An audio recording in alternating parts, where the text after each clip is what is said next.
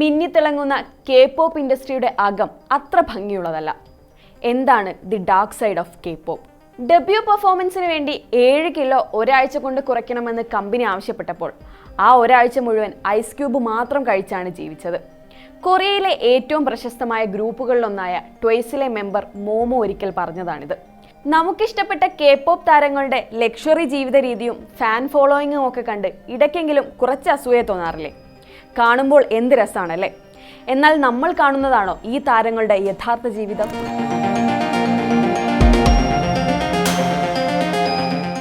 K-pop ഇൻഡസ്ട്രിയിലെ toxic training period, unrealistic ആയിട്ടുള്ള beauty standards, mental health പ്രശ്നങ്ങൾ, അങ്ങനെ ഒരുപാട് കാര്യങ്ങൾ പുറം ലോകം അറിയാതെ പോകുന്നുണ്ട്. കൊറിയൻ പോപ്പ് താരങ്ങളും അഭിനേതാക്കളുമായ മിക്ക താരങ്ങളും എൻ്റർടൈൻമെൻറ്റ് കമ്പനികൾക്ക് കീഴിലാണ് വർക്ക് ചെയ്യുന്നത്. ഹൈബി, SM, JYP, YG തുടങ്ങിയ വൻകിട എൻ്റർടൈൻമെൻറ്റ് കമ്പനികൾ ഓഡീഷനുകൾ നടത്തി വളരെ ചെറുപ്രായത്തിലെ താരങ്ങളെ തിരഞ്ഞെടുക്കും. വർഷങ്ങളോളം അവരെ പരിശീലിപ്പിക്കും. മറ്റു രാജ്യങ്ങളിൽ നിന്നും ചെറുപ്രായത്തിലെത്തുന്ന താരങ്ങളും കൊറിയയിൽ താമസിച്ച് ഇങ്ങനെ പരിശീലനം നേടാറുണ്ട്. ഇങ്ങനെ പരിശീലനം നേടിയവരിൽ വളരെ ചെറിയ ശതമാനം മാത്രമാണ് പലപ്പോഴും ഡെബ്യൂട്ട് ചെയ്യാറുള്ളത്, അതായത് ഒരു താരമായി മാറാറുള്ളത്. കൊറിയൻ പോപ്പ് ഇൻഡസ്ട്രിയുടെ ടോക്സിക് ബിഹേവിയർ യഥാർത്ഥത്തിൽ ഇവിടം തൊട്ട് തന്നെ ആരംഭിക്കുന്നുണ്ട്. 11-12 വയസ്സ് പ്രായത്തിലാണ് മിക്ക കുട്ടികളും ട്രെയിനിങ് ആരംഭിക്കുക. എല്ലാ മാസവും വിലയിരുത്തലുകളും റാങ്കിങ്ങും നടത്തി കുട്ടികളിൽ വലിയ സമ്മർദ്ദം സൃഷ്ടിച്ചാണ് ഈ ട്രെയിനിങ്ങുകൾ നടക്കുന്നത്. ഈ സമയത്ത് വലിയ നിയന്ത്രണങ്ങളും കുട്ടികൾക്ക് അനുഭവിക്കേണ്ടി വരും. അവരുടെ ജീവിതം മുഴുവനായി കൺട്രോൾ ചെയ്യുന്നത് ഈ കമ്പനികളാണ്. സ്വന്തം വീട്ടുകാരുമായുള്ള ബന്ധം പോലും നിയന്ത്രിക്കപ്പെടും. പിൽക്കാലത്ത് ഇത്തരം നിയന്ത്രണങ്ങൾക്കും സ്വാതന്ത്ര്യമില്ലായ്മയ്ക്കുമെതിരെ പല K-pop ഗ്രൂപ്പുകളും കമ്പനികൾക്കെതിരെ നിയമ നടപടി സ്വീകരിച്ചിട്ടുണ്ട്. TVXQ, EXO പോലുള്ള ഗ്രൂപ്പുകൾ SM എൻ്റർടൈൻമെൻറ്റ്സ് എന്ന കമ്പനിക്കെതിരെ ഫയൽ ചെയ്ത കംപ്ലൈൻറ്റുകൾ ഇതിന് ഒരു ഉദാഹരണമാണ്.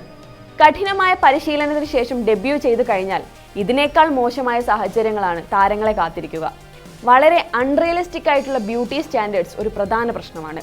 കഴിവുകൾക്കൊക്കെ പുറമെ ലുക്സിന് പ്രാധാന്യം നൽകുന്ന ഒരു ഇൻഡസ്ട്രിയാണ് കൊറിയൻ എൻ്റർടൈൻമെൻറ്റ് ഇൻഡസ്ട്രി. ഐഡലുകൾ വളരെ മെലിഞ്ഞിരിക്കണമെന്നാണ് അലിഖിതമായ നിയമം. പല കമ്പനികളും ഡെബ്യൂക്ക് മുന്നേ കർശനമായ ഡയറ്റ് നിർബന്ധമാക്കും. ചെറിയ തോതിൽ ഭാരം വെക്കുന്നതുവരെ വളരെ കർശനമായിട്ട് നിരീക്ഷിക്കപ്പെടും. വെളുത്ത നിറവും പെർഫെക്റ്റായ മുഖവും എല്ലാം ഈ ബ്യൂട്ടി സ്റ്റാൻഡേർഡ്സിൻ്റെ ഭാഗമാണ്. അത് പാലിക്കാൻ എല്ലാവരും നിർബന്ധിക്കപ്പെടുകയും ചെയ്യും. ഇഷ്ടപ്പെട്ട ഭക്ഷണങ്ങൾ കഴിക്കാൻ കഴിയാതെ കടുത്ത ഡയറ്റും വ്യായാമവും ഈ താരങ്ങളുടെ എല്ലാം ജീവിതശൈലിയുടെ ഭാഗമാണ്. മുഖസൗന്ദര്യം കൂട്ടാനും മറ്റുമായി പലതരം സർജറികൾ ചെയ്യാറുണ്ട്. പെയിലായിട്ടുള്ള ഫ്ലോലെസ് സ്കിൻ ലഭിക്കാനും പലരും ട്രീറ്റ്മെൻറ്റ്സ് ചെയ്യാറുണ്ട്. വളരെ ഹെക്റ്റിക്കായ വർക്ക് ഷെഡ്യൂളുകളാണ് താരങ്ങൾക്കുണ്ടാകുക. വേൾഡ് ടൂറുകൾ, അഭിമുഖങ്ങൾ, റിഹേഴ്സൽ, ഫാൻ മീറ്റിംഗ്, ഷൂട്ടുകൾ തുടങ്ങി നിർത്താതെയുള്ള ഓട്ടം. ഈ ഓട്ടത്തിനിടയിൽ 3-4 മണിക്കൂർ മാത്രമാണ് ഉറങ്ങാറുള്ളതെന്ന് പല താരങ്ങളും വെളിപ്പെടുത്തിയിട്ടുണ്ട്. പിന്നാലെ ഉണ്ടാകുന്ന പലവിധ മാനസിക പ്രശ്നങ്ങളും താരങ്ങൾ അനുഭവിക്കുന്നു. ആങ്സൈറ്റി, ഡിപ്രഷൻ, പാനിക് അറ്റാക്കുകൾ തുടങ്ങി കടുത്ത മാനസിക ബുദ്ധിമുട്ടുകളിലൂടെ കടന്നു പോകുന്ന താരങ്ങൾ നിരവധിയാണ്. ആസ്ട്രോ മെമ്പറായിരുന്ന മൂൺബിൻ ഉൾപ്പെടെ നിരവധി താരങ്ങൾ ഇത്തരം സംഘർഷങ്ങൾ താങ്ങാനാവാതെ ആത്മഹത്യ ചെയ്തിട്ടുണ്ട്. പ്രശസ്തിയുടെ കൊടുമുടിയിൽ നിൽക്കുമ്പോഴാണ് ഷൈനി മെമ്പറായ ജോങ് ഹ്യൂൻ ജീവൻ ഒടുക്കുന്നത്. വിഷാദത്തെക്കുറിച്ച് തുറന്ന് സംസാരിച്ച് ദിവസങ്ങൾക്കകമായിരുന്നു മരണം. താരങ്ങളുടെ ആത്മഹത്യകളൊന്നും ഇൻഡസ്ട്രിയിൽ വലിയ മാറ്റങ്ങൾ സൃഷ്ടിക്കാറില്ല. BTS മെമ്പറായ സുഗ, സോളോ ആർട്ടിസ്റ്റായ IU തുടങ്ങി നിരവധി താരങ്ങൾ തങ്ങളുടെ മാനസിക സംഘർഷങ്ങളെക്കുറിച്ച് തുറന്ന് സംസാരിച്ചിട്ടുണ്ട്. താരങ്ങൾക്ക് സ്വകാര്യ ജീവിതം എന്നൊന്നില്ല എന്ന് തന്നെ പറയാം. താരങ്ങളുടെ ഫോൺ ഉപയോഗം സദാ മോണിറ്റർ ചെയ്യപ്പെടും. സോഷ്യൽ മീഡിയ ഉപയോഗം കൺട്രോൾ ചെയ്യും. തങ്ങൾക്ക് ഏറ്റവും പ്രിയപ്പെട്ട സൗഹൃദങ്ങളെപ്പോലും ചിലപ്പോൾ ഉപേക്ഷിക്കേണ്ടി വരും. ആരോട് സംസാരിക്കണം, എവിടെ പോകണം എന്ന് വരെയുള്ള കാര്യങ്ങൾ വരെ തീരുമാനിക്കാൻ അവർക്ക് സാധിക്കാറില്ല.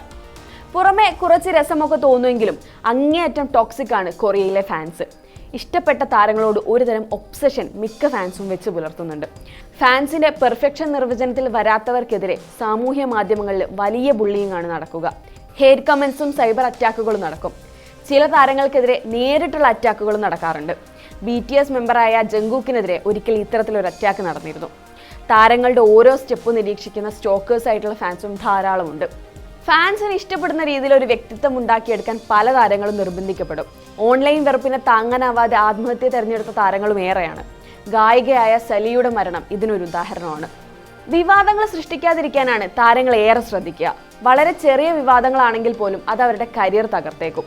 ഡേറ്റിംഗ് സ്കാൻഡൽസ് ആണ് ഇത്തരത്തിൽ പല താരങ്ങളുടെയും കരിയർ തകർക്കുന്ന ഒരു കാര്യം. തങ്ങളുടെ പ്രിയ താരങ്ങൾ ആരെങ്കിലും ഡേറ്റ് ചെയ്യുന്നു എന്നറിഞ്ഞാൽ ഫാൻസ് അപ്പോൾ തുടങ്ങും ഹേറ്റ് ക്യാമ്പയിനുകൾ. ഫാൻസിന്റെ കടുത്ത വിമർശനങ്ങളും പ്രതികാരങ്ങളും കൊണ്ട് പ്രണയം അവസാനിപ്പിക്കുന്നത് കൊറിയൻ താരങ്ങൾക്കിടയിൽ ഒരു പതിവ് കാഴ്ചയാണ്. വിവാഹം കഴിക്കാൻ തീരുമാനിക്കുന്ന താരങ്ങൾക്കെതിരെയും വളരെ വലിയ ബുള്ളിയിങ്ങുകൾ ഉണ്ടാവാറുണ്ട്. K-pop ഗ്രൂപ്പായ എക്സോ മെമ്പർ ചെൻ വിവാഹം കഴിക്കാൻ തീരുമാനിച്ചപ്പോൾ വലിയ പ്രതിഷേധങ്ങളാണ് രാജ്യത്തുടനീളം ഉണ്ടായത്. വളരെ ടോക്സിക് ആയിട്ടുള്ള ഈ ഇൻഡസ്ട്രിയിൽ അതിനേക്കാൾ ടോക്സിക് ആയിട്ടുള്ള കുറേ ഫാൻസിൻ്റെ ഇടയിലാണ് ഈ താരങ്ങളുടെ ഒക്കെ ജീവിതം. K-pop താരങ്ങളുടെ ജീവിതം ഒരു പൊതു സ്വത്തായിട്ടാണ് പലപ്പോഴും കണക്കാക്കപ്പെടുന്നത്. അവർക്ക് വ്യക്തിജീവിതം എന്നൊരു സാധനമേ ഇല്ല. നമ്മളീ കാണുന്ന തിളക്കത്തിനും സന്തോഷത്തിനും പുറത്ത് മറ്റൊരു ലോകത്താണ് യഥാർത്ഥത്തിൽ ഈ താരങ്ങളൊക്കെ ജീവിക്കുന്നത്.